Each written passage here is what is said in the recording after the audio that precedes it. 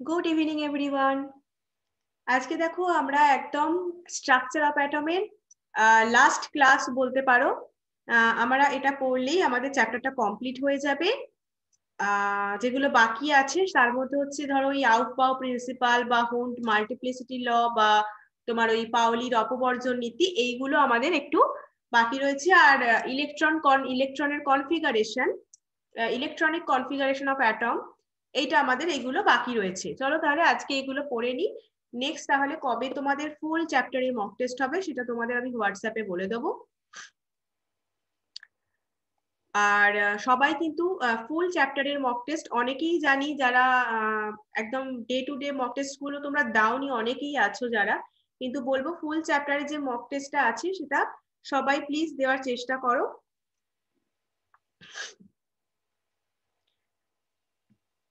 চলো তাহলে আজকে আমরা ক্লাসটা স্টার্ট করি।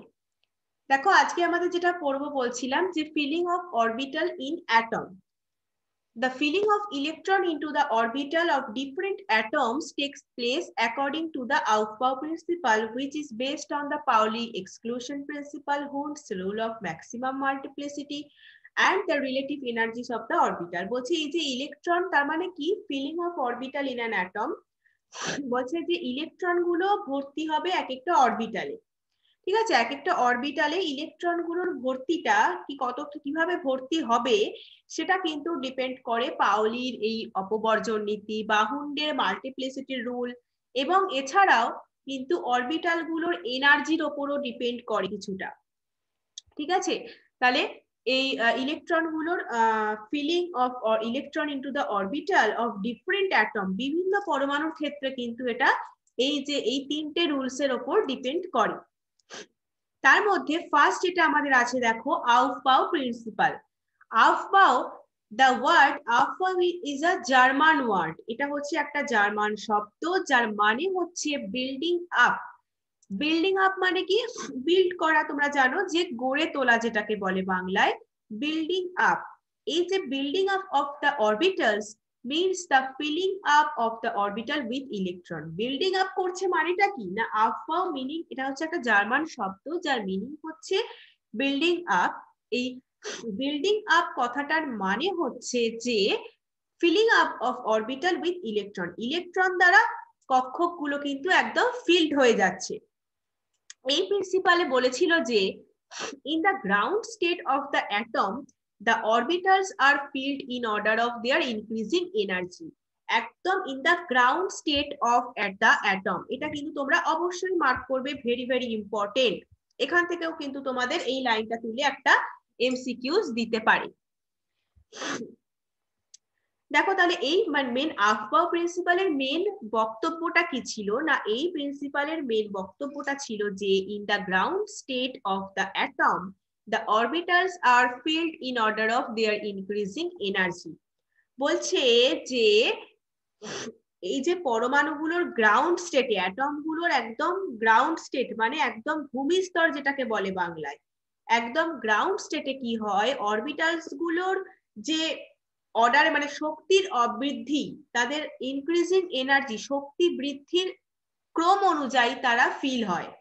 ঠিক আছে, কিভাবে অরবিটাল গুলো ইলেকট্রন দ্বারা পূর্ণ হবে না, order of their increasing energy, তাদের এনার্জি ইনক্রিজ করার সাথে সাথে তারা ইলেকট্রন দ্বারা সেই অরবিটাল গুলো ফিল হবে পরমাণুর একদম গ্রাউন্ড স্টেটে। এটাই ছিল আউফবাউ প্রিন্সিপালের মূল বক্তব্য। ইন আদার ওয়ার্ড বলতে পারি, এছাড়া অন্যভাবে বলতে গেলে আমরা বলতে পারি যে electrons first occupy the lowest energy orbital of the atom.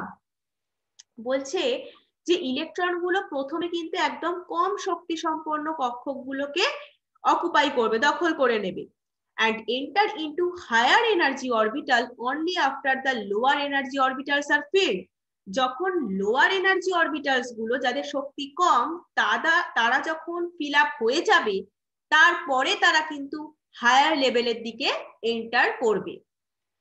তাহলে এইটাই হচ্ছে আফবাউ নীতি, মেন নীতি হচ্ছে এটাই যে গ্রাউন্ড অ্যাটম গুলোর গ্রাউন্ড স্টেটে কি হবে, অরবিটালস গুলো ফিল হবে কিভাবে না, এনার্জি ইনক্রিজের অর্ডার ওয়াইজ, যেটাকে আলাদা করে মানে আমরা অন্যভাবে যদি বলতে চাই তাহলে লোয়েস্ট এনার্জি অরবিটালস গুলো আগে অকুপাই করবে ইলেকট্রন গুলো, দেন যখন ওইগুলো ফিল আপ হয়ে যাবে তারপর তারা হায়ার এনার্জি অরবিটালে এন্টার করবে, যখন লোয়ার এনার্জি অরবিটালস গুলো ফিল্ড হয়ে যাবে।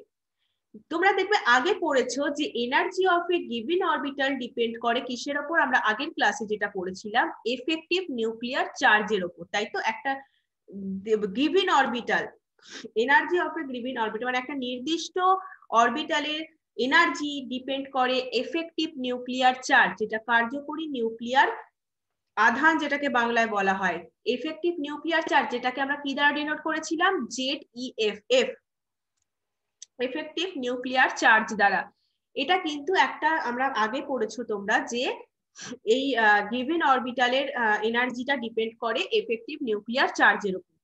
and different types of air orbital are affected to different extent। বলছে বিভিন্ন টাইপের অরবিটাল গুলো কিন্তু বিভিন্ন ভাবে এফেক্টেড হয়, এরা কিন্তু একই ভাবেই যে এফেক্টেড হয় সেটা কিন্তু নয়, বিভিন্ন টাইপের অরবিটালস আছে, বিভিন্ন টাইপের অরবিটালস গুলো বিভিন্ন ভাবে এফেক্টেড হয়। Thus there is no single ordering of energies of orbitals which will be universally correct for all atoms। এবার মানে এখানে কোনো সিঙ্গেল এনার্জির অর্ডার নেই, অরবিটালস গুলোর কোনো একদম মানে সঠিক আর কি কোনো অর্ডার নেই, ওই অরবিটালস গুলোর এনার্জির আর কি কোনো সঠিক অর্ডার নেই পরমাণুর ক্ষেত্রে, মানে সব পরমাণুর ক্ষেত্রে ইউনিভার্সালি, যে একটা সার্বজনীন ভাবে যেটাকে বলে, সার্বজনীন ভাবে ওই সমস্ত পরমাণুর ক্ষেত্রে অরবিটালস গুলোর এনার্জির কোনো সঠিক অর্ডার নেই। যেহেতু কারণটা কি না, যেহেতু একটা সক্ষকের শক্তি নির্ভর করছে কিসের ওপর, ওই এফেক্টিভ নিউক্লিয় চার্জের ওপর, আর বিভিন্ন টাইপের কক্ষকগুলো বিভিন্ন ভাবে এফেক্টেড হয়, তার জন্যই কিন্তু এই ঘটনা ঘটে, কারণ সার্বজনীন ভাবে সেই জন্য এদের শক্তির সঠিক কোনো ক্রম নেই। However, following order of the energies of the orbital extremely useful। এই অর্ডার গুলো কিন্তু তোমাদের মানে এমসিকিউ করতেও যেরকম হেল্প করবে, এবং এটা কিন্তু তোমাদের বোর্ডের লেভেলে যারা আছো এখনো ক্লাস 11 এর বোর্ডের ক্লাসে দেখবে আমি অলরেডি মানে স্ট্রাকচার অফ অ্যাটম তো শেষ হয়ে গেছিল আমাদের, দেখবে ওখানেও আমি যদি কেউ আরো ডিটেলস বুঝতে চাও বা এখানে তো ডিটেলসে বলছি, আরো ভালোভাবে আরো একবার বুঝতে চাও তাহলে কিন্তু ওই ক্লাসগুলো তোমরা ফলো করতে পারো, আর এখান থেকে বুঝে গেলে তো আর কোনো অসুবিধাই নেই। তাহলে দেখো আউটপা প্রিন্সিপাল আমি সেই ক্লাসেও যেরকম বলেছিলাম এই অর্ডার গুলো মনে রাখার পদ্ধতি হচ্ছে এই চারটা, ওখানে আমি কিন্তু নোটসে দিয়েও দিয়েছিলাম বোর্ডের ক্লাসে। তো চলো এখানে দেখো এই যে 1s 2s 2p তারপর 3s এইভাবে তোমরা যদি সাজিয়ে নাও তাহলে কিন্তু তোমাদের এই অর্ডারটা এনার্জির অর্ডারটা মানে কার পরে ইলেকট্রন কোনটাতে কোন অরবিটালে ঢুকবে, 1s এর পরে কোনটায় ঢুকবে বা 3s এর পরে কোন অরবিটালে যাবে, 3d এর পরে কোনটায় যাবে, এগুলো তোমরা ইজিলি কিন্তু মাইন্ডে রাখতে পারছো। তাহলে এখানে তোমরা এগুলো তো নিশ্চয়ই আগের ক্লাসে যেটা আমরা পড়েছি জানোই তোমরা যে 1s কি করে হলো, মানে এস এর ভ্যালু আমরা যেহেতু এস পি ডি এফ চারটে উপকক্ষ পড়েছিলাম এবং 1 ছিল তার ক্ষেত্রে কি না 1 ছিল হচ্ছে n ইকুয়াল টু মানে প্রিন্সিপাল কোয়ান্টাম নাম্বারটা আমরা আগে লিখছিলাম, তারপরে কিন্তু এস হচ্ছে এস যেহেতু আছে তাহলে এখানে এল এর ভ্যালু হচ্ছে 0 হবে, এইভাবে হচ্ছিল তো। তাহলে এসপিডিএফ এই নোটেশন গুলো দিয়ে আমরা প্রিন্সিপাল কোয়ান্টাম নাম্বারের সাথে লিখতে পারছিলাম উপকক্ষ বা তোমার অরবিটালস গুলোকে। তাহলে 1s এর ক্ষেত্রে n ইকুয়াল টু কত 1, আর s যেহেতু 0 তাই কি হবে ওই azimuthal quantum number s equal to হবে 0। আচ্ছা তাহলে বলো যে 5d এর ক্ষেত্রে n আর l এর ভ্যালু কত হবে, দেখি কেমন পারো। 5d এই অরবিটালস এর ক্ষেত্রে এরকমও তো তোমাদের এমসিকিউস আসতে পারে যে 5d অরবিটালের ক্ষেত্রে n আর l এর ভ্যালু কি বলে চারটে অপশন দিয়ে দিল, এরকম ধরনের এমসিকিউস তোমাদের আসতে পারে।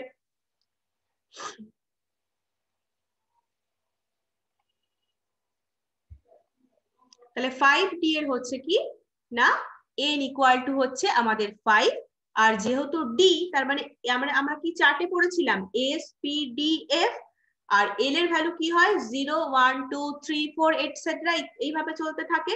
তাহলে 0 1 2 3 এস পি ডি এফ, তাহলে 0 1 2, তাহলে এখানে ডি গিয়ে থাকছে, তাহলে 3 নম্বরে ডি, তাহলে ডি ইকুয়াল টু হচ্ছে আমাদের ডি, যেহেতু তোমার ডি এর ভ্যালু এল এর ক্ষেত্রে কি হয় না 2 হয়, তাই তো। এস হলে 0, পি হলে 1, ডি হলে 2, এফ হলে 3, এইভাবে চলতে থাকে। তাহলে এই মানে তোমরা কোয়ান্টাম নাম্বারটা যদি ভালো করে পড়ে থাকো তাহলে কিন্তু এগুলো ইজিলি তোমরা পেরে যাবে। তাহলে দেখো এইভাবে তুমি অর্ডারের ক্রমটা, এনার্জির অর্ডারটা তোমরা এইভাবে মনে রাখতে পারো যে 1s, তারপর দেখো 2s, আবার এই দিক থেকে অ্যারোটা যাচ্ছে, কোন দিক থেকে কোন দিকে অ্যারোটা যাচ্ছে ভালো করে ফলো করবে কিন্তু। 2p, তারপর দেখো 3s এ গেল কিন্তু, তারপর 3p তে গেছে, তারপর কিন্তু 3d নয়, 3s 3p এর পর দেখো 4s, তারপর 3d, তারপর 4p, তারপর 5s, তারপর 4d, 5p, 6s, এইভাবে কিন্তু তোমরা বাড়িতে খাতায় যদি বা তোমরা এমসিকিউজ ধরো তোমাদের একদম তাড়াতাড়ি মাথায় আসছে না, তখন তুমি জাস্ট ঝটপট এটা ড্র করে নেবে, ড্র করে নিয়ে তুমি অর্ডারটা জেনে যাবে, তাহলে এমসিকিউজ করতে তোমার সুবিধা হবে। এবার দেখো, starting from the top, the direction of the arrows gives the order of filling of orbital. তাহলে বলছে যে একদম উপর থেকে, টপ থেকে শুরু করে একদম যে অ্যারোস ডিরেকশন গুলো যেগুলো দেখালাম, সেগুলো কি বলছে না অর্ডার অফ ফিলিং অফ অরবিটালের কথা বলছে, যেটা স্টার্ট হচ্ছে right top to bottom left অবধি। With respect to placement of outer most valence electron, valence electron মানে কি যেটা একটা সর্ববহিস্থ কক্ষের ইলেকট্রন, যেটা যোজন কক্ষ যেটাকে বাংলায় বলে, মানে যোজন কক্ষ মানে হচ্ছে সর্ববহিস্থ কক্ষ। With respect to the placement of outermost valence electron, it is remarkably accurate for all atoms. বলছে all atoms এর জন্য কিন্তু এই তোমার এটা একদম সঠিক যে ওই যোজন কক্ষ মানে ভ্যালেন্স ইলেকট্রনের সাথে এটা একদম রিলেটেড। হ্যাঁ, ভ্যালেন্স ইলেকট্রনের যোজন কক্ষের যোজ্যতা ইলেকট্রন গুলোর সাথে কিন্তু এটা রিলেটেড, এটা কিন্তু সকল পরমাণুর জন্য একদমই সঠিক একটা রিমার্ক। যেমন ধরো বলতে পারো যে ফর এক্সাম্পল যদি বলো ভ্যালেন্স ইলেকট্রন পটাশিয়ামের মাস চুজ করবে, কিন্তু মানে পটাশিয়ামের যে যোজ্যতা ইলেকট্রন সেটা কিন্তু 3d আর 4s অরবিটালে পাওয়া যাবে। It is found in 4s orbital predicted by this sequence. The above order should be assumed to be a rough guide to the filling of energy level. বলছে এটা কিন্তু একটা ওই শক্তি স্তর ভর্তি হবে যে তার ক্ষেত্রে উপরের ক্রমটা থেকে কিন্তু একটা প্রাথমিক ধারণা আমরা পেয়েছি। অলরেডি তো আমরা এই ক্রমগুলো থেকে পেলাম, এই পিকচারটা থেকে পেলাম। তো এখান থেকে দেখো এখানে এই পার্টটা অতটাও জানার দরকার নেই, তোমরা এই ভ্যালেন্স ইলেকট্রন যেটা সেটা কেমিক্যাল বন্ডিং এ আরো ডিটেলসে পড়বে ভ্যালেন্স ইলেকট্রন ব্যাপারটা কি। তো এখান থেকে অতটাও কিছু ইম্পর্টেন্ট নয়, এখান থেকে মেন যেটা আগের অবধি পড়লাম আমাদের ওই আউফবাউ প্রিন্সিপালটা মনে রাখতে হবে, এবং তার রুলটা কি, তার গ্রাউন্ড স্টেটে কি হচ্ছে সেটা মনে রাখতে হবে, এবং তার ওই অর্ডারের ক্রমটা সেটা কিন্তু একদম মাথায় ভালো করে ঢুকিয়ে নিতে হবে। In many cases the orbitals are similar in energy, কিন্তু বেশিরভাগ ক্ষেত্রে কি হয় অরবিটালস গুলো তার মানে সমশক্তি সম্পন্ন হয়, এনার্জিটা তাদের সিমিলার হয়, and small change in atomic structure may bring about a change in the order of filling. যদি অ্যাটমিক স্ট্রাকচারে কোনো একটা পরমাণু তার স্ট্রাকচারে যদি কোনো রকম চেঞ্জ হয় কিন্তু তার অর্ডার অফ ফিলিংটা সে কিভাবে ভর্তি হবে এক একটা অরবিটালে সেটা কিন্তু চেঞ্জ হয়ে যায়। Even then, the above series is a useful guide to building a electronic structure of an atom. এখান থেকে কিন্তু এই যে 3s 3p এগুলো জানলে আমরা ইলেকট্রনিক কনফিগারেশন করতেও আমাদের সুবিধা হবে। কিছু ব্যতিক্রমও আছে, কিন্তু আমরা যদি ওই 1s এর পরে 2s এইগুলো জানতে পারি তাহলে আমাদের ইলেকট্রন বিন্যাস করতে সুবিধা হবে। তাহলে আমাদের এই যে ফিলিং দ্য অরবিটালস এটা আমাদের কিসের উপর ডিপেন্ড করে? ফার্স্ট পড়েছিলাম আমরা পাউলিস এক্সক্লুশন প্রিন্সিপাল। পাউলি যেটা বাংলাতে আমরা বলেছিলাম, বোর্ডের ক্লাসে দেখবে পড়িয়েছিলাম, পাউলির অপবর্জন নীতি। Number of electron to be filled in various orbitals is restricted by the exclusion principle. বলছে বিভিন্ন অরবিটাল, ভেরিয়াস অরবিটাল গুলো যত সংখ্যক ইলেকট্রন দ্বারা পূর্ণ হয় সেটাই কিন্তু এই এক্সক্লুশন প্রিন্সিপাল মানে এই অপবর্জন নীতি দ্বারা সীমাবদ্ধ। যেটা কে দিয়েছিল? না উলফগ্যাং পাউলি। তাহলে এই নীতিটা কে দিয়েছিলেন? উলফগ্যাং পাউলি দিয়েছিলেন, অস্ট্রিয়ান সায়েন্টিস্ট। উনি একজন অস্ট্রিয়ার বিজ্ঞানী ছিলেন, যিনি বলেছিলেন যে ভেরিয়াস অরবিটালস গুলো কিন্তু যত সংখ্যক ইলেকট্রন দ্বারা পূর্ণ হয় সেটা কিন্তু এক্সক্লুশন প্রিন্সিপাল দ্বারা সীমাবদ্ধ, রেস্ট্রিক্টেড বাই এক্সক্লুশন প্রিন্সিপাল। ওনার মেইন প্রিন্সিপালটা কি ছিল? ওনার মেইন নীতিটা ছিল যে no two electrons in an atom can have the same set of 4 quantum number. বলছে পাউলি এক্সক্লুশন যে আমাদের নীতিটা বলছে যে একটা পরমাণুর যে কোনো দুটি ইলেকট্রনের 4টে কোয়ান্টাম সংখ্যা, আমরা কি কি পড়েছিলাম? Principal, azimuthal, magnetic and spin quantum number, 4টে কোয়ান্টাম নাম্বার পড়েছিলাম। বলছে একটা অ্যাটমের ক্ষেত্রে যে কোনো ধরো দুটো ইলেকট্রন আছে, তার 4টে কোয়ান্টাম নাম্বারের সেট কিন্তু সেম হবে না। এটা ছিল পাউলির অপবর্জন নীতি। ঠিক আছে, তাহলে no two electrons in an atom can have the same set of 4 quantum number। তাহলে কি বলছে? একটা অ্যাটমের যে কোনো দুটো ইলেকট্রনের 4 কোয়ান্টাম নাম্বারের মান সেটটা একই হয় না। ঠিক আছে, আর একটা কি বলছে না পাউলি, এটাও বলা যেতে পারে, দুভাবে বলা যেতে পারে। এটা একরকম হলো, আর এক রকম হচ্ছে যে only two electrons may exist in the same orbital। একটা সেম অরবিটালে ধরো 2p অরবিটাল, 2p এর তিনটে পার্ট আছে, px py pz, এর আবার তিনটে ভাগ আছে। এই তিনটে পার্টে ধরো এক একটাতে, ধরি 1s এর ক্ষেত্রেই ধরো বা 2p এর এক একটা পার্টে কিন্তু এক একটা অরবিটালে দুটোর বেশি ইলেকট্রন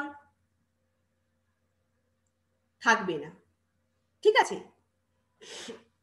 তাহলে অনলি ট্রু ইলেকট্রনস কখনো সেম অরবিটালে 2 ইলেকট্রন থাকবে কিন্তু দুটোর বেশি থাকবে না। তাহলে only 2 electrons May exist in the same orbital and these electrons must have opposite spin। এদের স্পিন কিন্তু বিপরীতমুখী হবে।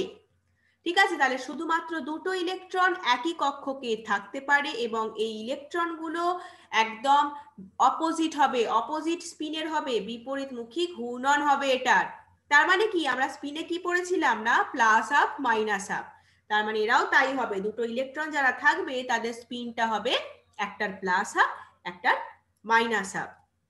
This means that the two electrons can have the same value of 3 quantum number n, l and m, but must have the opposite spin quantum number।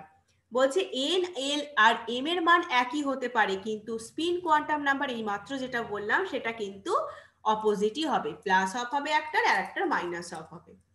N আর এল এর মান বাকি তিনটে আর কি, principal quantum number, azimuthal আর magnetic যেটা quantum number, তাদের মান একই হতে পারে দুটো ইলেকট্রনের, কিন্তু স্পিন কোয়ান্টাম নাম্বার কখনোই সেম হবে না। এটা কিন্তু সেম ভ্যালু হবে না, অপোজিট হবে, সব সময় অপোজিট হবে। এই দুটো প্রিন্সিপাল আর এই পয়েন্টটা যেটা বললাম অবশ্যই মার্ক করবে।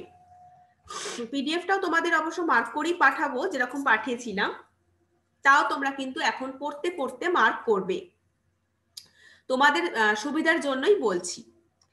আচ্ছা, restriction imposed by Pauli's exclusion principle on the number of electron in an orbital helps in calculating the capacity of electron to be present in any subcell। বলছে এই পাউলির যে এক্সক্লুশন প্রিন্সিপাল, এটা কিন্তু একটা অরবিটালের ইলেকট্রন নাম্বারের উপর যে উনি একটা লিমিটেশন দিয়েছিলেন, তার সাহায্যে একটা সাবসেলের ইলেকট্রন ধারণ ক্ষমতাটা কিন্তু ক্যালকুলেট করা যায়। তাই তো বলছে যে পাউলির এক্সক্লুশন রেস্ট্রিকশন ইম্পোজড বাই, পাউলির এক্সক্লুশন প্রিন্সিপালে উনি যে একটা সীমাবদ্ধতা দিয়েছিলেন, তাই তো উনি সীমাবদ্ধতা কি দিলেন না একটা পরমাণুর যে কোনো দুটো ইলেকট্রনের একই কোয়ান্টাম সংখ্যার সেট একই হয় না, চারটে কোয়ান্টাম সংখ্যার সেট। আর একটা অরবিটালে শুধুমাত্র দুটো ইলেকট্রনই থাকতে পারে, আর ইলেকট্রনটা অবশ্যই সেটা বিপরীতমুখী হবে, তার এন এল আর এম এর মান সেম হলেও স্পিন কোয়ান্টাম নাম্বার অপোজিট হতেই হবে। এটা একটা পাউলির এক্সক্লুশন প্রিন্সিপালের রেস্ট্রিকশন ছিল, বুঝতে পারছো তো? এবারে principal on the number of electron in an orbital, অরবিটালের যে নাম্বার অফ ইলেকট্রনটা সেটা কিসে হেল্প করবে? এক একটা অরবিটালে যদি দুটো ইলেকট্রন থাকে সেটা দিয়ে কি ক্যালকুলেট করতে পারবো আমরা? Capacity of electron to be present in any subshell, কোন উপকক্ষে ইলেকট্রন ধারণ করার ক্ষমতাটা কতটা সেটা কিন্তু আমরা ক্যালকুলেট করতে পারবো। ফর এক্সাম্পল ধরো subshell 1s comprises one orbital and thus the maximum number of electron present in one a subcell can be 2। এখানে তো আর দুটোই, এটার অরবিটাল কত মানে 1s উপকক্ষে একটাই তো কক্ষক, যেমন 2p, 2p তে কটা আছে? তিনটে আছে, 2px 2py 2pz, তাহলে ওখানে তিনটে কক্ষক আছে। 1s এর ক্ষেত্রে তো তা নয়, 1s এ তো একটাই কক্ষক আছে, হ্যাঁ 1s এ একটাই সাবসেল আছে, তাই তো? তাহলে এর সর্বোচ্চ কটা ইলেকট্রন নিতে পারবে? দুটো ইলেকট্রন নিতে পারবে। কিন্তু পি ধরো 2p, 2p কটা নিতে পারবে? 2p তে কি আছে? 2px 2py 2pz, প্রিভিয়াস ক্লাসগুলো পড়ে থাকলে তোমরা বুঝতেই পারছো। তাহলে 2p উপকক্ষে সর্বোচ্চ আমরা দুটো দুটো দুটো টোটাল 6টা থাকতে পারে। যদি বলো 5d, 5d এর ক্ষেত্রে কি হবে? d তে কটা আছে? 5টা, তাই তো? 5টা, dxy dyz dxz dx square minus y square dz square, 5টা উপকক্ষ আছে। তাহলে সেখানে তো এক একটাতে দুটো করে, যদি এক একটা অরবিটালে যদি দুটো করে ইলেকট্রন রাখি তাহলে রাখা যায়, পাউলি তো সেটাই বলছে দুটো করে ইলেকট্রন থাকতে পারে। তাহলে সেখানে কটা হবে? টোটাল 5টা যদি উপকক্ষ হয় আর ইলেকট্রন যদি দুটো হয় তাহলে হবে তোমার 10টা, ঠিক আছে? টোটাল 10টা ইলেকট্রন ধরে রাখতে পারবে। তাহলে এইভাবে কিন্তু ক্যালকুলেশন, এই রকম ভাবে এই ক্যালকুলেশন গুলো কিন্তু দিয়েও কিন্তু তোমাদের এমসিকিউ আসতে পারে। তাহলে মেন এখানে যে বক্তব্যটা হচ্ছে maximum number of electron in the shell with principal quantum number n is equal to 2n square.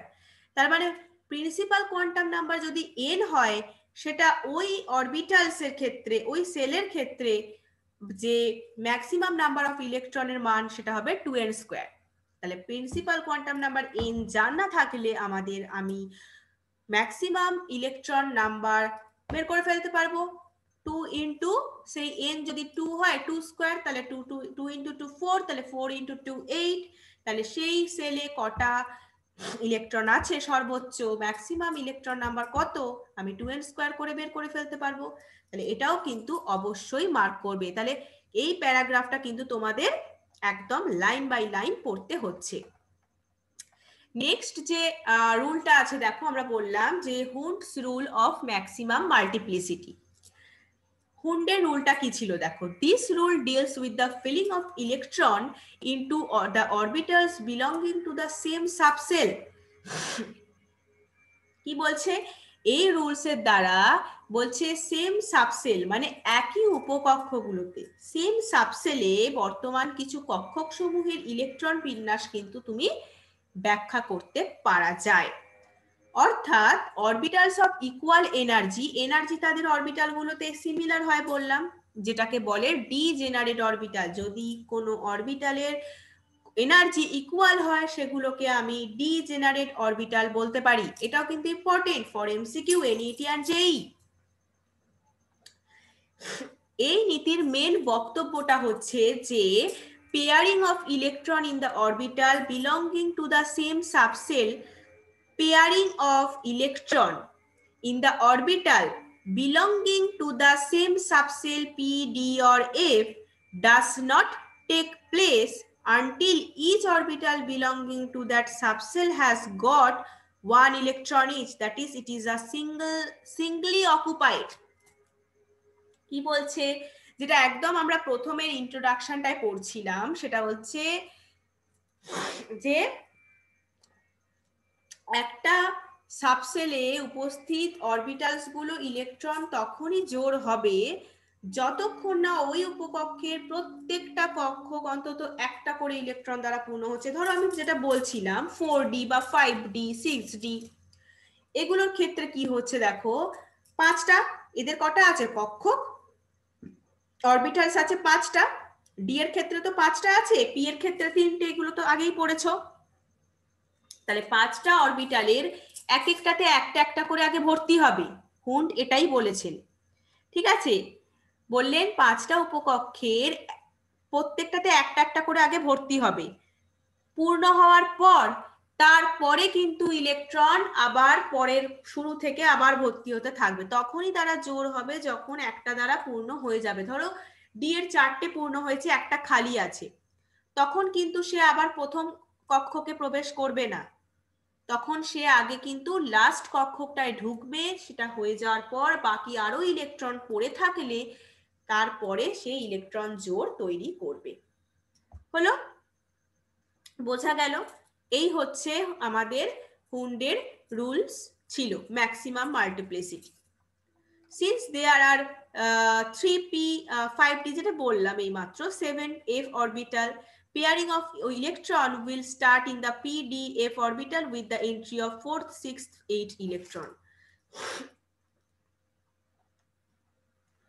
Electron জোড় কক্ষ তাহলে শুরু হবে, তাহলে মানে এখানে কি বলছে দেখো, বলছে যে 3p, তিনটে তো পি কক্ষক থাকে, তিনটে পি যদি আমি ভর্তি করে দিলাম, একটা দুটো তিনটে তিনটে ইলেকট্রন দ্বারা পূর্ণ করে দিলাম, আগে একটা এক একটা দ্বারা পূর্ণ হবে, তারপর তো এক্সট্রা থাকলে আবার পূর্ণ হবে। তাহলে একদম তোমার কত দিয়ে স্টার্ট হচ্ছে ইলেকট্রন জোড়, 4 হতে পারে হচ্ছে পি এর ক্ষেত্রে, ডি এর ক্ষেত্রে হচ্ছে 6 আর এফ এর ক্ষেত্রে হচ্ছে 8। বুঝতে পারলে? তাহলে আবার বলছি দেখো এখানে কেন 4th 6th আর 8 ইলেকট্রন বলতে, পি এর ক্ষেত্রে যেহেতু তিনটে কক্ষক আছে, তার জন্য তাহলে কি একটা দুটো তিনটে দ্বারা পূর্ণ হয়ে গেল, একটা দুটো তিনটে দ্বারা পূর্ণ হয়ে গেল, তারপরে যদি আর একটা ইলেকট্রন থাকে সে তখন ইলেকট্রন জোড় তৈরি করবে প্রথম কক্ষকটায় এন্টার করে। তাহলে প্রথম কক্ষকে এন্টার করলে 4th হলো, সেটা চারটে ইলেকট্রন পেলাম তো, তিনটে হয়ে গেছে, আর একটা আবার যখন প্রথমটায় আর একটা ঢুকলো তখন 4th হলো। তাহলে ইলেকট্রন জোড় শুরু হবে কখন না, ওই ইলেকট্রন বিন্যাসের 4th হচ্ছে পি এর ক্ষেত্রে, ডি এর ক্ষেত্রে কি পাঁচটা অলরেডি প্রবেশ করে গেছে, আর নেক্সট হলে 6th হবে, তাই জন্য বলতে 6th।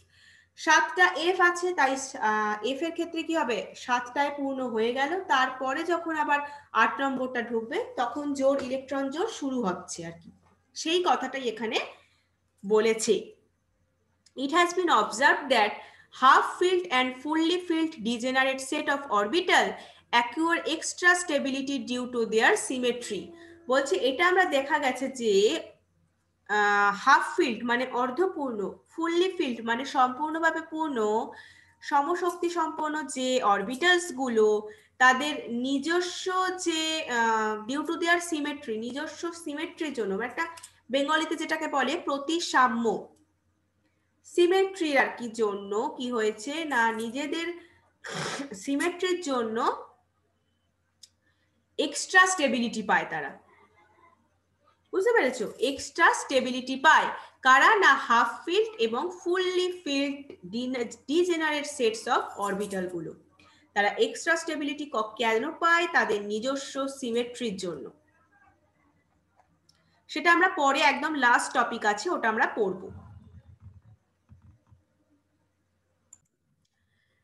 এবার দেখো আমরা যেটা আজকে নেক্সট পার্টে চলে এসেছি, সেটা হচ্ছে ইলেকট্রনিক কনফিগারেশন অফ অ্যাটম। এই মেইন আমরা এটা বোর্ডের ক্লাসেও পড়েছি।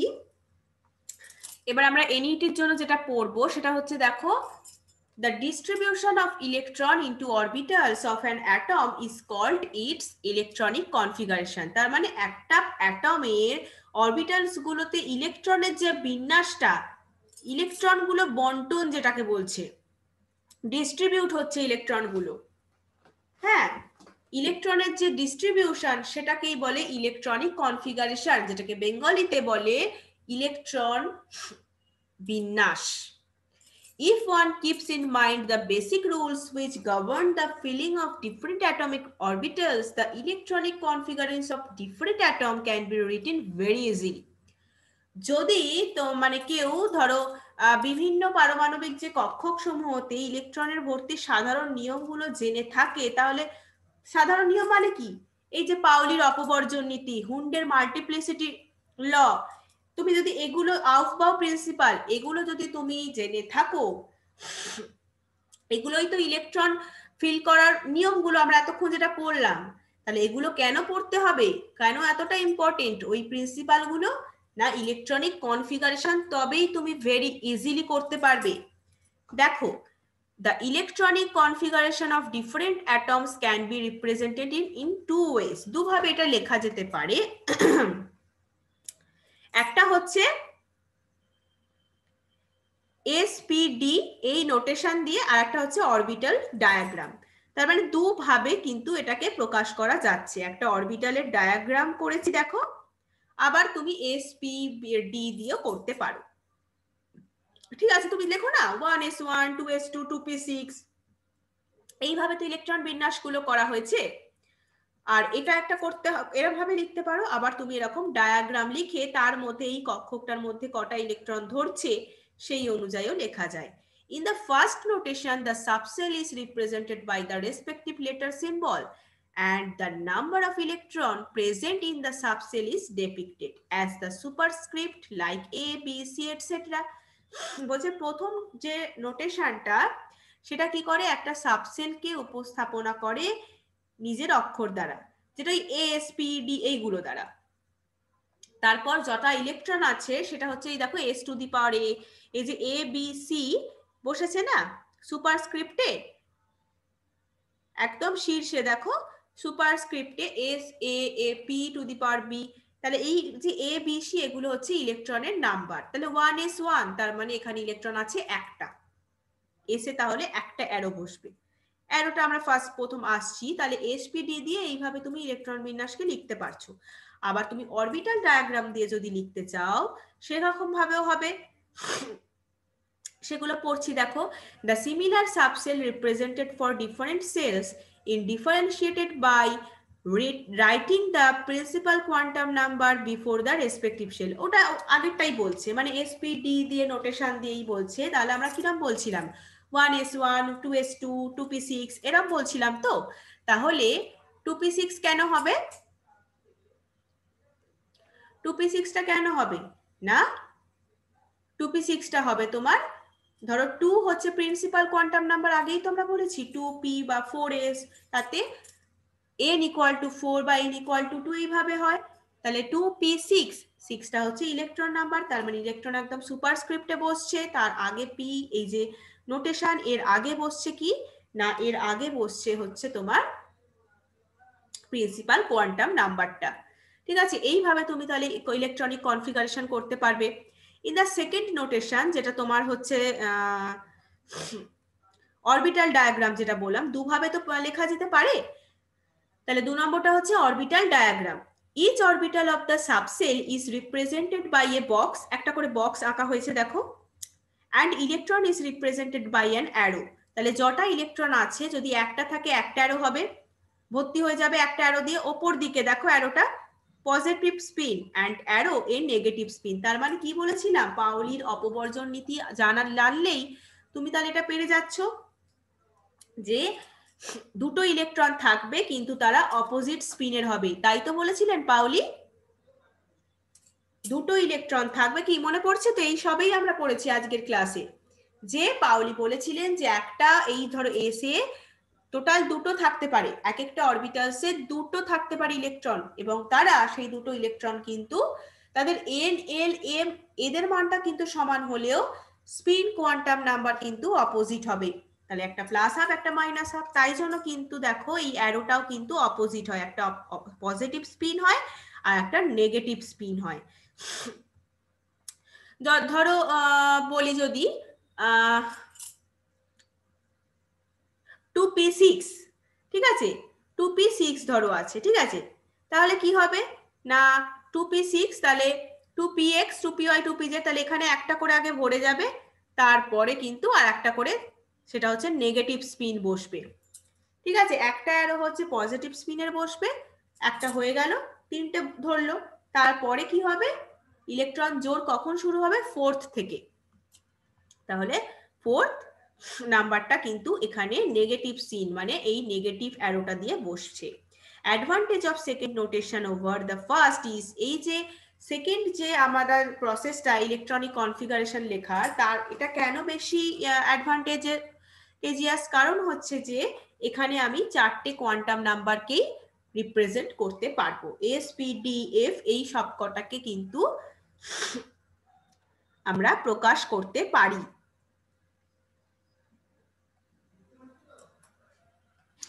ঠিক আছে।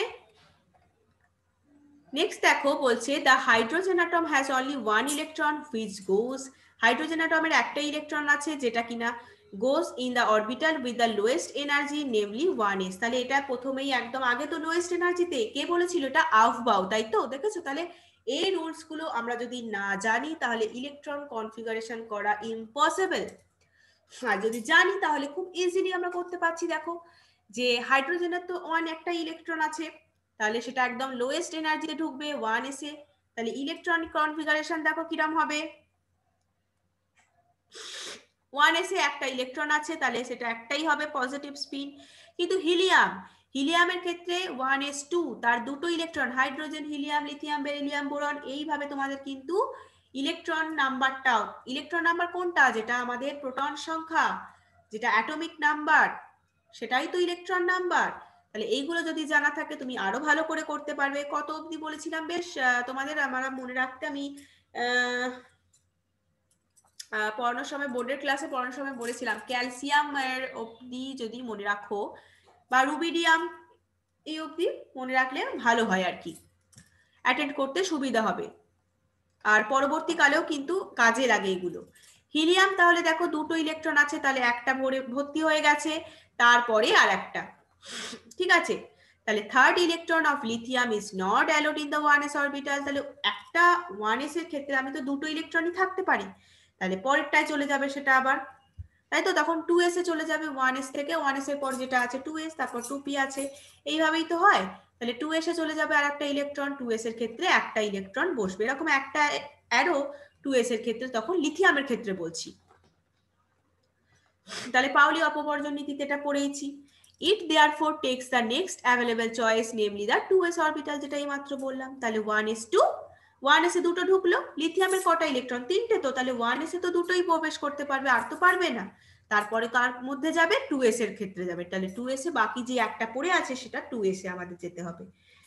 2s orbital can accommodate one more electron, সেরকমই বেরিলিয়ামের ক্ষেত্রে দেখো কটা আছে, চারটে, তাহলে 2s ফুলফিল হয়ে যাবে, তাই তো, 1s এর ক্ষেত্রে তো দুটো ঢুকবেই, তারপরে আছে কি আমাদের আফবাউ প্রিন্সিপালে এনার্জির অর্ডারটা, তোমাকে যদি ভুলে যাও যে 1s এর পর কে আছে, 2s আছে কি 3s আছে কি, এগুলো যদি ভুলে গিয়ে থাকো, ভোলার কথা নয়, কারণ তুমি যদি একবার মাইন্ডে নিয়ে নাও না ওই অর্ডারের ক্রমটা, অরবিটালের যে এনার্জির অর্ডারটা তুমি যদি একবার মাইন্ডে নিয়ে নাও না, তাহলে কিন্তু ভোলার চান্স খুব কম,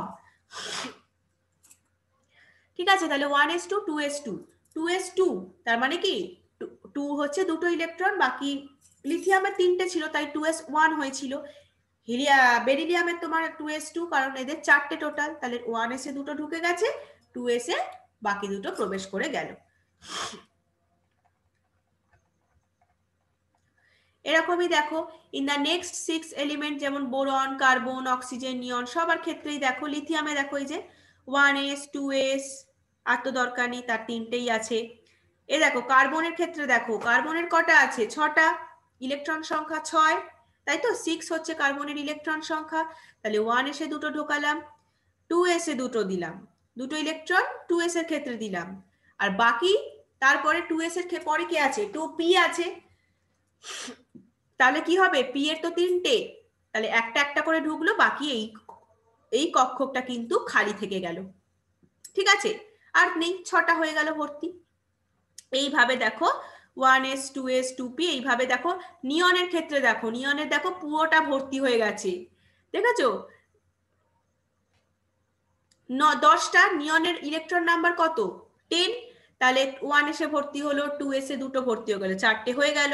এবার আছে কে 2p, তাহলে 3টে, প্রথমে একটা একটা করে ভর্তি করে দিলাম। এগুলো কিন্তু একেবারেই দুটো হচ্ছে না, আগে আমি একটা করে করে দিচ্ছি, এক একটা কক্ষকে একটা করে করে দিচ্ছি, তারপরে আর একটা করে নেগেটিভ স্পিন মানে নিচের দিকে যে অ্যারোটা আছে সেটা কিন্তু পরে ফিল আপ হচ্ছে, আগে একটা করে ফুলফিল হয়ে যাচ্ছে, তারপর অরবিটাল গুলো ইলেকট্রন দ্বারা নেগেটিভ স্পিন দ্বারা পূর্ণ হচ্ছে। দেখো একটা ওপর দিকে অ্যারো, একটা নিচের দিকে অ্যারো, এইভাবে কিন্তু ইলেকট্রনিক কনফিগারেশনটা করা হয়।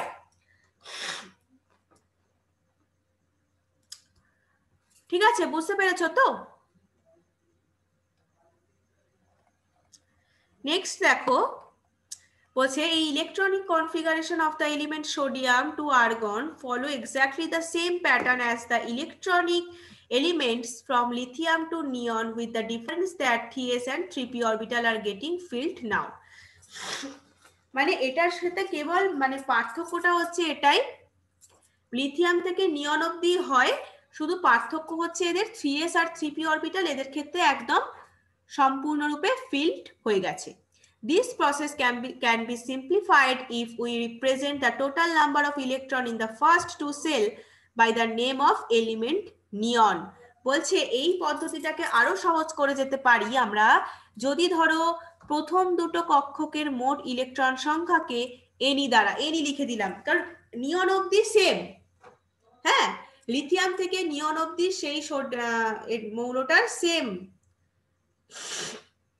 তাহলে আমি শুধু সেখানে আর পুরো ইলেকট্রন বিন্যাসটা লিখলাম না, শুধু নিয়ন লিখে বাকিটা যেটা এক্সট্রা হচ্ছে 3s আর 3p সেইটা লিখে দিচ্ছি। এই যে সোডিয়ামের ক্ষেত্রে দেখো নিয়ন পর্যন্ত যেটা আছে এই যে সেম 1s2 2s2 2p6, এই অবধি তো নিয়নের হয়ে গেল, 6 + 2 + 2 মানে 10, 10টা হচ্ছে নিয়নের ইলেকট্রন নাম্বার বললাম যেটা, তাহলে এই 10টা নিয়নে আমি লিখে দিতে পারি Ne বলে, ব্র্যাকেট দিয়ে থার্ড ব্র্যাকেট দিয়ে আমরা নিয়ন লিখে বাকি যেটা আছে সোডিয়ামের ক্ষেত্রে 3s1 সেটা শুধু লিখতে পারি। এইভাবে আর্গনের ক্ষেত্রে দেখো, আর্গনের ক্ষেত্রে এরকম নিয়নটা সেম আছে 1s2 2s2 2p6, এবার 3s2 আর 3p6 হচ্ছে পুরোটা মানে ভর্তি হচ্ছে আর কি, 3s2 3p6 সেটা এক্সট্রা আমি লিখে দিতে পারি, পুরো ধরো তুমি টাইম কম, সেই জন্য তুমি তাহলে আর্গনের যেহেতু আমাদের তোমার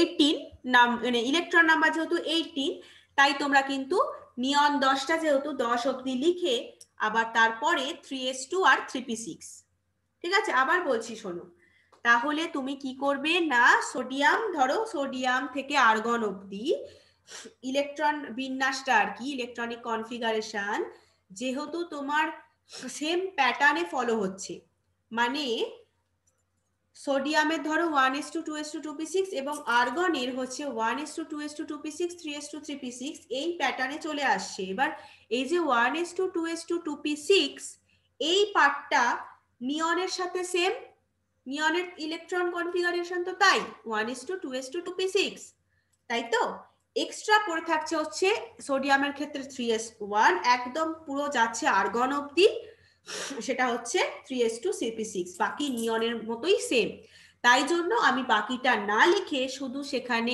Ne বলে মানে নিয়ন লিখে এক্সট্রা যেটা আছে আর্গনের ইলেকট্রনিক কনফিগারেশন সেটা লিখে দিই, তাহলেও কিন্তু সেইভাবেও কিন্তু ইলেকট্রন বিন্যাস লেখা যায়।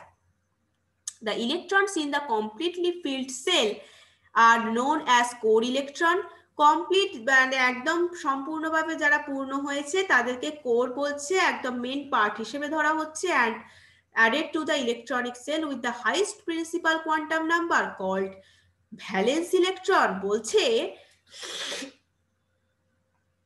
সেগুলো যে সমস্ত ইলেকট্রনীয় কক্ষে যুক্ত হচ্ছে যাদেরকে বলছে ভ্যালেন্স ইলেকট্রন, তাহলে ইলেকট্রন যে সমস্ত কক্ষে সম্পূর্ণভাবে পূর্ণ হয়েছে তারা কোর ইলেকট্রন নামে পরিচিত, এবং যে সমস্ত ইলেকট্রনীয় কক্ষে তারা যুক্ত হচ্ছে তাদের বলছে যোজ্যতা ইলেকট্রন, বাংলায় ভ্যালেন্স ইলেকট্রন বলছে তাদেরকে। ফর এক্সাম্পল নিয়নের ক্ষেত্রে যদি বলো সেটা হচ্ছে কোর ইলেকট্রন, কারণ 1s 2s 2p তিনটেই কিন্তু সম্পূর্ণরূপে ভর্তি হয়েছে, তাই তো? আরেকবার দেখিয়ে নিয়ে দেখো, নিয়নের ফ্লুরিনের ক্ষেত্রে কিন্তু হয়নি। নিয়নের ক্ষেত্রে দেখো প্রত্যেকটা দুটো দুটো, প্রত্যেকটা অরবিটাল দুটো দুটো ইলেকট্রন দ্বারা একদম ফিল আপ হয়ে গেছে, তাই নিয়ন হচ্ছে একটা কোর ইলেকট্রন।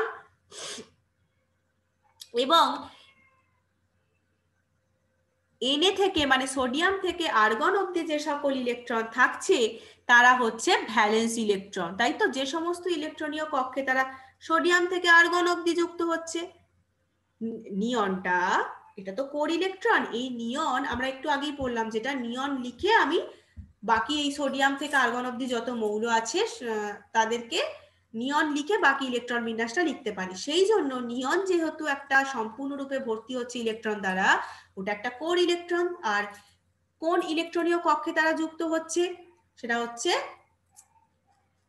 আমাদের সোডিয়াম থেকে আর্গন অবধি যে সকল ইলেকট্রন আছে তার মানে তাতে সব কটাতেই তো নিয়ন যুক্ত হচ্ছে, তাই তারা হচ্ছে ভ্যালেন্স ইলেকট্রন। পটাশিয়াম ক্যালসিয়ামের ক্ষেত্রে দেখো, 4s অরবিটালের ক্ষেত্রে দেখো 4s অরবিটালের এনার্জিটা 3d থেকে কম হয়, তাই জন্য একটা আর দুটো ইলেকট্রন দ্বারা এরা পূর্ণ হয়। পটাশিয়াম আর ক্যালসিয়ামের ইলেকট্রন বিন্যাসগুলো খাতায় কিন্তু অবশ্যই প্র্যাকটিস করবে, ঠিক আছে? ইলেকট্রনিক কনফিগারেশন খাতায় কিন্তু অবশ্যই প্র্যাকটিস করবে। এগুলো যেমন তোমার বোর্ড লেভেলের জন্য ইম্পর্টেন্ট, তেমন কিন্তু এনইটি বা জেইর জন্য এমসিকিউ এর জন্য ভেরি ভেরি ভেরি ইম্পর্টেন্ট, ঠিক আছে? তাহলে a new pattern is followed beginning with scandium.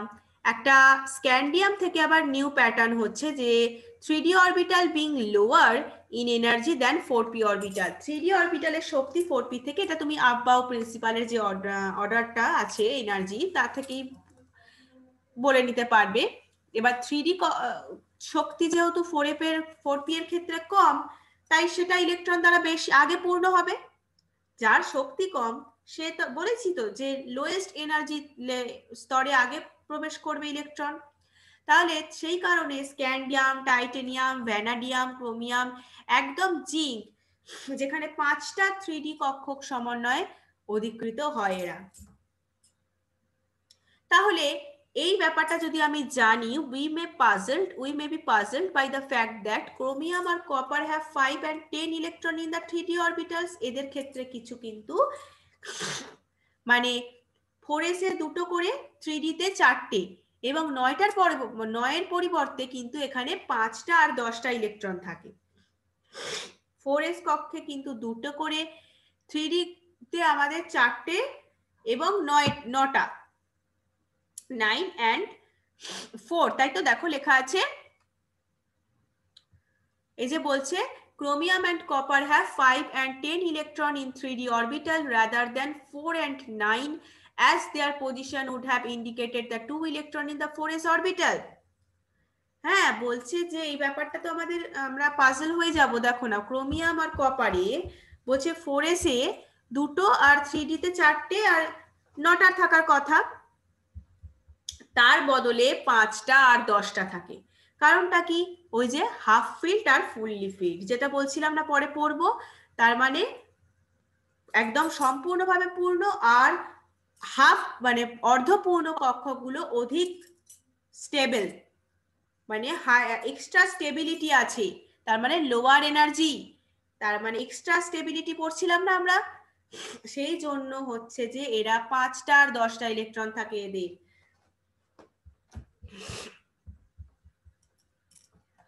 তাই P3 থেকে একদম F14 এটসেট্রা দেখো কনফিগারেশন, যেটা আইদার হাফ ফিল্ড হয় অথবা ফুল ফিল্ড হয়, আর মোর স্টেবল হয়, এবং তারা খুবই স্টেবল হয়। হাফ ফিল্ড অথবা ফুল ফিল্ডলি ফিল্ড হলে তারা কিন্তু স্টেবল হবে। ক্রোমিয়াম আর copper therefore adopt D5 and D10 configuration. তাহলে এইভাবে যদি আমি করি,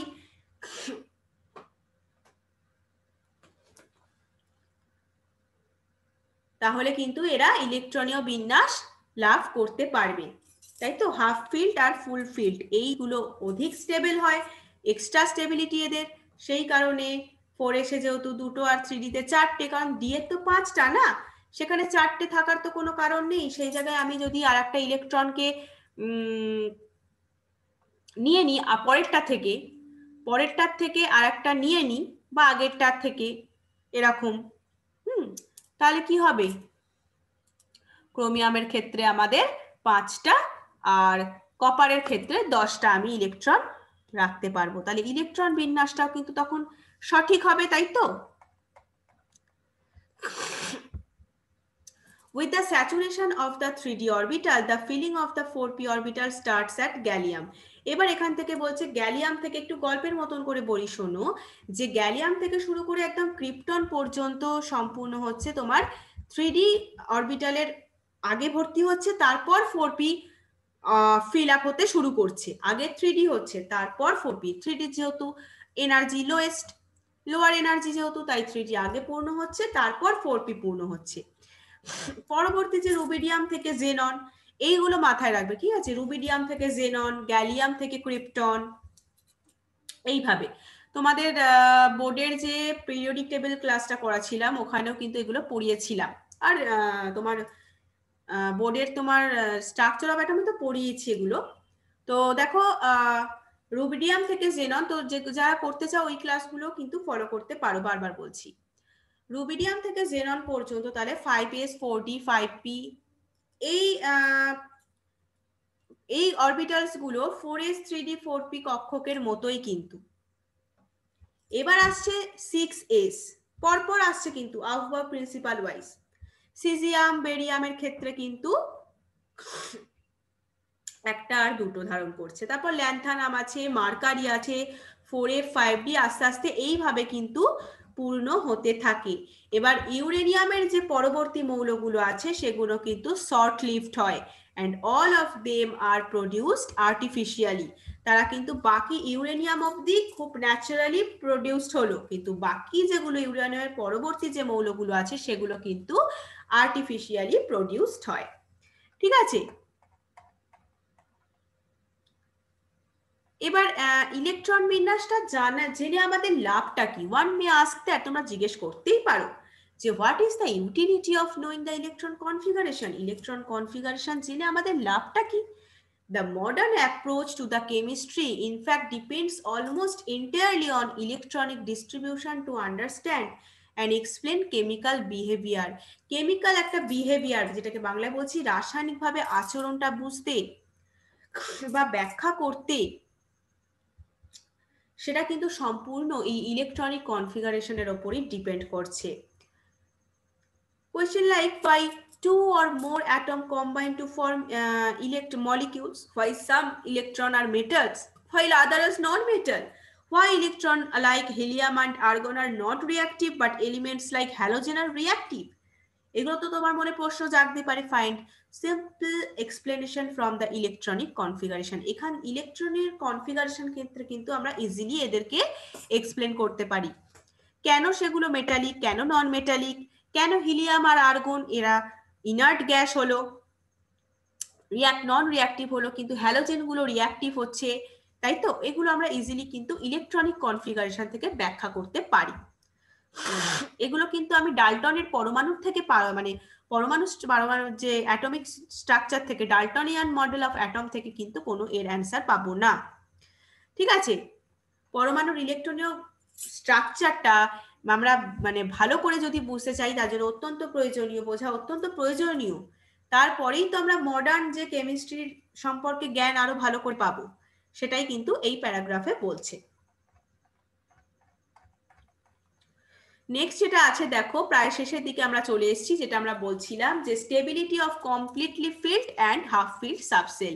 সেটাই বলছে the ground state electronic configuration of the atom of an element always correspond to the state of lowest total electronic energy.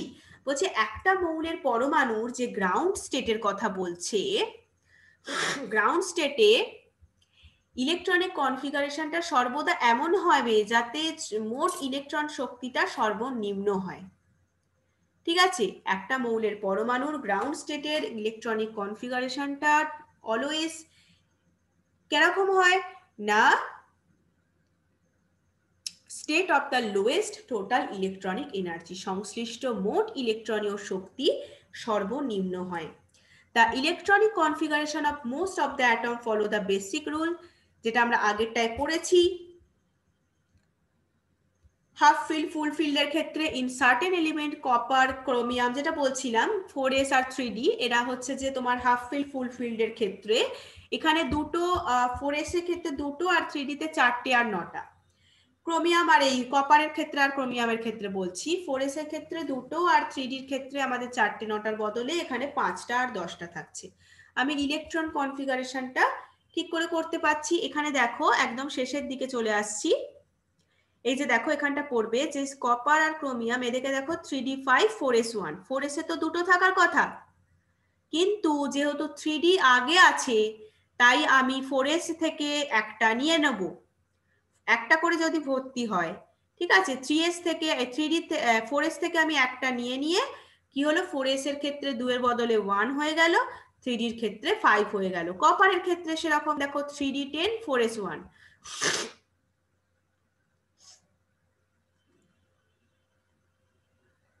মানে হওয়া উচিত কি ছিল 3d9 4s2, কিন্তু 3d যেহেতু আগে আছে 4s এর, তাই 3d আগে সম্পূর্ণরূপে ভর্তি হবে, তারপর 4s এ যাবে। ঠিক আছে, 3d আগে ভর্তি হবে তাই 4s এ যাবে, তাই 4s থেকে আমরা একটা ইলেকট্রনকে এখানে নিয়ে ভর্তি করে দিলাম, তাহলে 4s 1 হয়ে গেল। তাহলে 3d4 4s2 হওয়ার কথা ছিল, কিন্তু 3d5 4s1 হয় ক্রোমিয়ামের ক্ষেত্রে। আর কপারের ক্ষেত্রে হয় কি 3d9 4s2 এর বদলে 3d10 4s1 হয়। ঠিক আছে, তাহলে কপার আর ক্রোমিয়ামের এই ইলেকট্রন বিন্যাস অবশ্যই মার্ক করবে, very very important for MCQ এর জন্য। It has been found that there is extra stability associated with this electronic configuration. তার জন্য এই জন্য কিন্তু এদের যেহেতু আমি পরেরটার থেকে ইলেকট্রন কমিয়ে নিয়ে যেহেতু 3d কে পূর্ণ করা হচ্ছে, হাফ ফিল্ড বা ফুললি ফিল্ড করা হচ্ছে, তাই জন্য এই রকম ইলেকট্রনিক কনফিগারেশনের জন্য এরা কিন্তু একদম কি বলবো এক্সট্রা স্টেবিলিটি পায়, অধিক স্থায়ী হয় তার জন্য। ঠিক আছে, যারাই কিন্তু হাফ ফিল্ড বা ফুললি ফিল্ড হয়, কমপ্লিটলি ফিল্ড হয়, তাদের স্টেবিলিটি কিন্তু একদম খুব বেশি হয়। এটা কিন্তু একদম খুব ভালো করে মাথায় ঢুকিয়ে নাও।